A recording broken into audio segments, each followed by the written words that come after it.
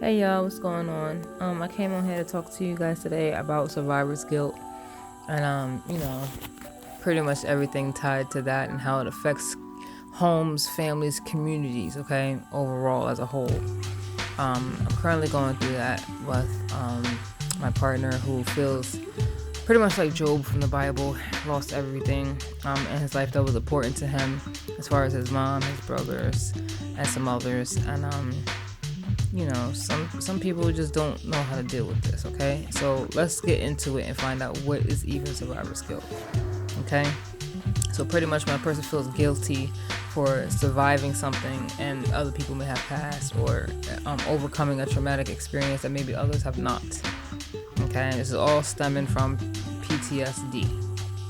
Okay, so it is important to be able to identify these things in people, because a lot of people don't ever process their grief the right way. Even if they do go to counseling, sometimes that's not enough, And your family can be forever changed through that, because a lot of people get stuck in the past, and they don't allow themselves to move forward, and that therefore stagnates not only their growth, but the growth of those who may be attached to them. That's when it becomes an issue, because now everything that you're doing, okay, is now being affected or felt rather by others, okay. And usually then that creates a whole nother thing of guilt, because you feel bad for the people that you're around. That start to feel like they're suffering now, because sometimes it feels like there's no way to make these people who are suffering from grief happy. Like nothing is going to be able to replace what was taken from them. And this is where it gets important to be able to help these people, okay? These people could be first responders, Holocaust survivors, 9/11, cancer survivors, you see the rest of the list. Damn near the whole black community, okay? All right, because you always got to be strong, you know what I'm saying? They don't never give you the opportunity to be weak and vulnerable, okay? You need to be balanced in your emotions when dealing with grief, okay? And a lot of times people are not awarded that ability. Now, what are the symptoms tied to survivor's grief, okay?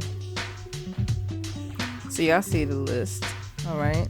And these is just a few. As you can see, the part of it cut off where it clearly will go on, okay? But the ones that I've noticed majorly is isolation, like separating themselves from everybody else, lashing out,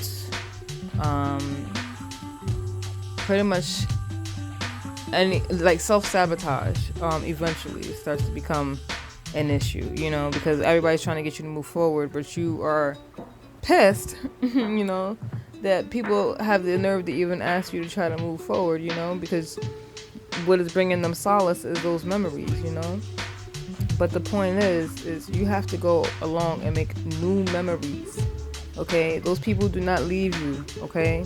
You have to carry them with you, or otherwise your partner is going to be just standing there trying to, figure you out. Like, you're going to be wanting to do everything that you can to help this person, but you cannot, sorry.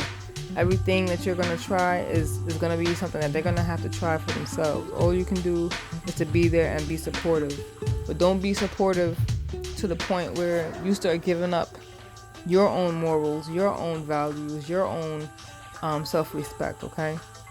All right? Because a lot of these times when these people are lashing out, okay, it's unfortunate, okay? But a lot of times people take their emotions out on the people closest to them, okay? And sometimes it's you, that support system person that's there, and all you want to do is hope that this person, becomes activated again, but if not, then it's like, how do you live with half activated people? Because just as much as I don't like death, I can understand it enough to accept it. I don't think it's fair, but I understand and I accept it. I don't like it, but I understand and I accept it, okay? I have a different perspective on it, which allows me to move forward. But not everybody's gonna be that fortunate, you know. And this is why doing your shadow work and just reflecting, okay, and goal setting is so damn important. That's going to be the tools to help you move forward, okay? Because if you don't, you're gonna ruin every single last thing around you. You're gonna push the people closest to you away, okay? You're gonna have people around you feeling like they made the wrong decision by sticking by you to help you get through this, all right? They're gonna eventually get tired of being your emotional punching bag, you know? I mean, because people have understanding, but people also have limits, you know? And so this is why it's important for you to deal with your grief, because if not, you will push the last of everything that you have away from you. And then you will truly be alone. I mean, you thought you felt like Job before, but you will be alone if you keep pushing everybody that's trying to support you, that's trying to get you to see the abundance in life. You will push them away, okay? And that's something that they know deep down inside, but they're so emotionally unstable that they can't even stop themselves, okay? Like, even me not talking to my father feels like a death, okay? Like, my dad doesn't give a shit, okay? You know, and that shit hurts me like hell, you know? There's really not anything that I can do but accept it. You know, I understand how he got to his way of life, his way of being. I'm not dumb, you know. I can view the stories that were told to me of him. Do I like it? Once again, no. Does it feel like a death? Hell yes. Yes, it does. Okay. And you know, those are a whole different type of other guilt, you know, that comes with that. But everybody is going through something. Okay, nobody's struggle is bigger than another, because everybody's struggle is unique to themselves. The journey, okay, is what's most important, okay, when dealing with survivor's guilt. It's messed up that people have to feel like because they survived something terrible that they don't deserve to live, that because they walked away from a horrible ass car accident that they don't have anything really to live for. Look at these kids. Look at these kids, y'all. How y'all gonna say that there's nothing to live for? They're looking at y'all. They are watching you all. Your kids know when you're depressed. Your kids know when you're sad. Okay? Your kids will eventually start to copy everything that you do.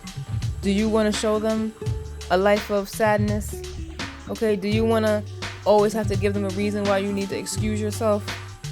You know? A lot of y'all need to get with your kids and sit down and just talk to them, because a lot of times your healing comes from your kids, y'all. Okay, but the problem is this damn society don't even value kids enough, so the people don't value their goddamn families. We don't even value unions to be able to hold the families together, to have the kids to value. And that's unfortunate, because all they ever want is time. Okay, you see that? They want to be like y'all. All right, little girls want to be with their dads. They want to be with their moms, looking cool, copying their mom, but their favorite person is dad. Okay, all right. It's important that y'all get y'all mental health together. Okay, anybody that's dealing with survivor's grief, anybody that's dealing with grief, period. Okay, because the world needs you. How are you gonna raise the next group of people if you're stuck in 1982? Okay. 1988, huh? 1999, right? Some of y'all are stuck even further back than that, you know? And we know that it's even worse when it's a terrible death. When you got open cases, you haven't even gotten justice, you know? But you gotta realize that this is just us, y'all. Okay? You gotta find a reason to live.